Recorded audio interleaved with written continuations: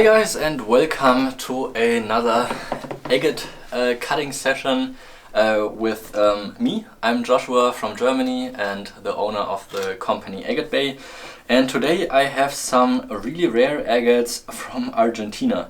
These are some old stock rough agates from the location that is called La Manea. These are pretty famous for having relatively weird shaped nodules with a lot of kind of like almost baked together nodules. So these are not like entirely round like you will find from other locations, but often they have like a line that is kind of separating these nodules almost into two, but it's not visible from the inside once you cut them. They're also pretty famous for having carbonate inclusions at the bottom of the nodules, so they usually have a flat bottom and then agate on top. And the carbonate inclusions, they usually, in this nodule, you can see it very well, the separation of the up top agate and the carbonate inclusion down below here. You can cut these for two ways in general. You can either cut it across to get both of the both the carbonate inclusion at the bottom or the membrane fragments that dissolved at the bottom of the nodule, and cut it like this. Or you can turn it around if you want to have more of the agate and cut it in this direction, but then you need to take care that you don't cut it in the middle of the nodule to take the carbonate inclusion on the from your side right side into account, but move the cut a little bit more to the left to actually only cut into the agate, because otherwise you will cut it here and in the end not have any agate banding at all because you're still in the layer of the carbonate. And I will take you through my thought process of how I cut these right now. So on this window you can see that the carbonate inclusions at the bottom are relatively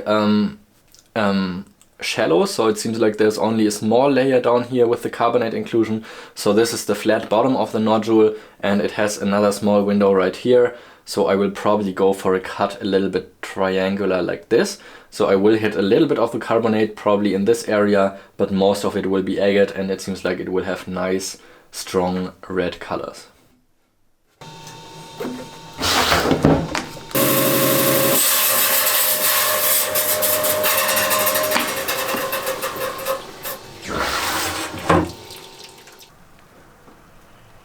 So here you can see exactly what I was talking about in the beginning. So this is what I refer to when saying it has the carbonate inclusion. A lot of these inclusions are very agatized, so it seems like the agate at a later time then replaced the carbonate or membrane inclusions in this nodule again, which is the case in most of these pieces. But yeah, it's a nice banded piece, classical red color, nice banded. I would say this is a relatively typical but nice specimen for the location. Next one up is this pretty nodule. It's pretty slippery since it seems like it's a surface found piece that has been a little bit already grinded by the desert wind of Patagonia.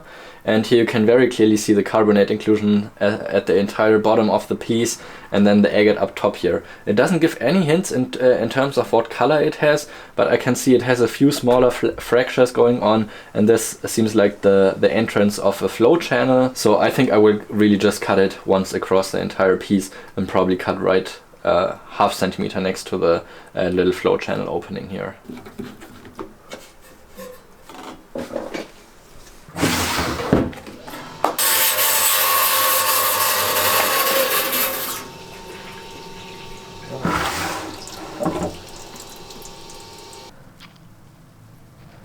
So these pieces seem to fool me a little bit, because from the outside it always looks like the membrane layer is much more at the bottom, but then inside of the piece it reaches much higher levels. But this is a really nice piece because it looks like the membrane fragments, they're really floating in between of these clear layers of chalcedony. So I think this is a really cool piece, but of course I'm also hoping for a piece maybe of the other four pieces that will be having a little bit more of an agate center, but it's fracture free, got nice colors, nice structure, so I'm happy with this specimen right here. On this piece it's really hard to tell anything. It only has a small window over here where it seems like it has a lot of these kind of curly moss membrane structures, so it might be that the entire piece is actually covered with this kind of floaty chalcedony agate structures. Since I can see it already here, I won't go for a cross face cut, but more for a cut like this, Also because some of these pieces from La Manea, they actually have incredible parallax. The piece previously already gave a little bit of a hint of that, but imagine a fully banded piece loaded with parallax, then of course I want to cut it in this cutting direction to get more of this fantastic parallax banding to make visible, because then the banding is much more compact and tighter if I cut it compared to like the small cutting angle compared to the wider agate nodule, because then the banding will be much further away from each other. So for parallax, always cut for a more dense, compressed sort of cutting angle.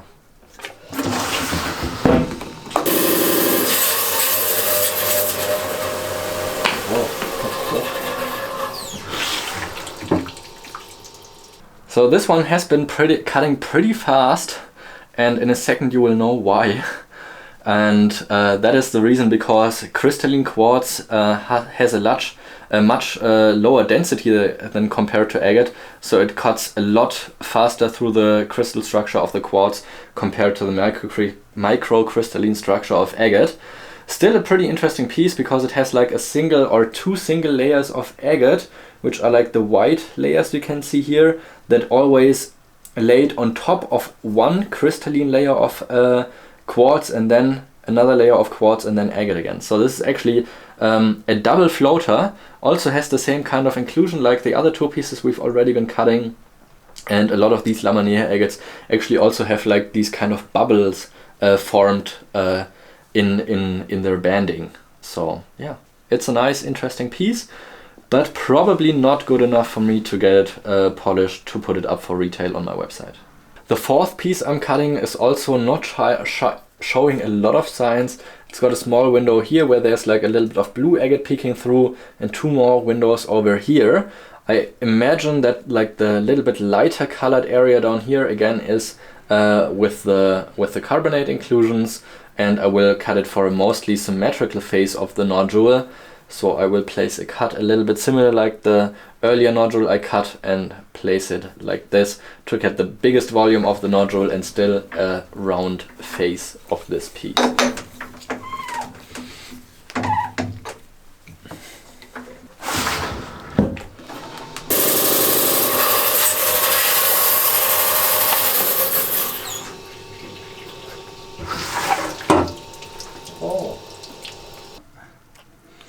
Turned out to be a really cool piece, another floater agate, but you can see the chromatography is really amazing in this specimen, starting from like a kind of bright blue going to brown, black, and then slowly into a red colorization. So that's a really cool floater specimen, and again here with this typical inclusion at the bottom for this La Manea location. So this is a really typical indicator that you will find in most of these nodules, as you probably learned by cutting the first few pieces with me today. Yeah, this piece is not really giving much away. It's not showing any windows, no indications of what color or what could be hiding inside. So I will go for the biggest face cut right across here and just cut it like this. Passt nicht.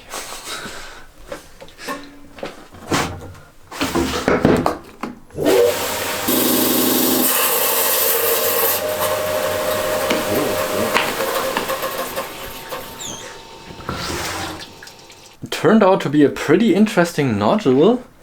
Here again with the inclusions at the bottom, but it seems like this is not actually quartz, but a layer of calcite crystals that formed inside of this geode, and then at a later time the agate filled in on top of these calcite crystals. So interesting specimen for sure. I'm not sure how much I personally like it yet. So I don't know if I will get this polished, but you will see it on my website in any case, either polished or just cut.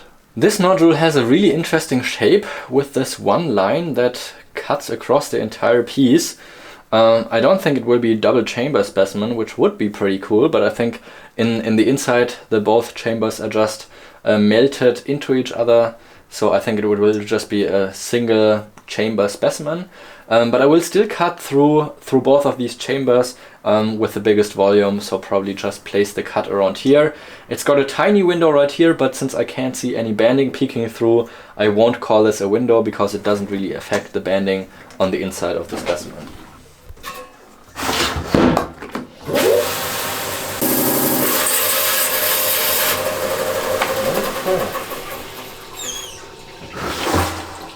The last one turned out to be a pretty interesting piece and maybe the best of the bunch.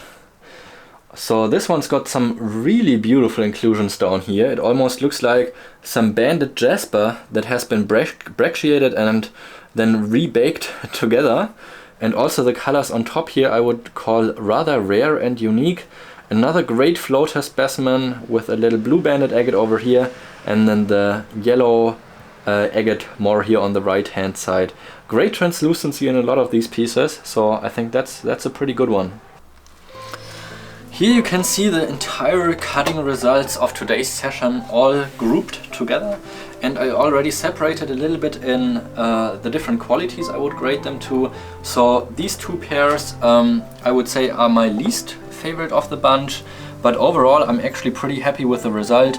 There's no complete duds because some of the pieces they will just entirely be filled with these inclusions without any agate banding, or some would be entire quartz balls, which this one also has a floater. So these are decently good pieces, but I will probably put them up on my website as only cut pieces as a group. All the other ones I think I will get polished because they are all very unique and interesting pieces. So all of these will be polished and going up on my website while you are watching this video probably. And I would say as the end result, this is probably about average or maybe a little above average of what you will cut off the agates from this location. There's no really bad pieces, but also no exceptional pieces, which I have seen from this location before. But overall I would say I'm happy, and if you like these pieces I can recommend you to get some of this rough yourself if you want to get something more unique with these inclusions down here, because almost every single stone, as you can see, of these will have these inclusions, and it certainly is something rather atypical in terms of the rough that you just don't get to see very often. Leave a comment which is your personal favorite, because I'm having a little bit of trouble to decide which ones of these I actually like the most. And subscribe to the channel, and I'll see you in the next video. Thank you for watching.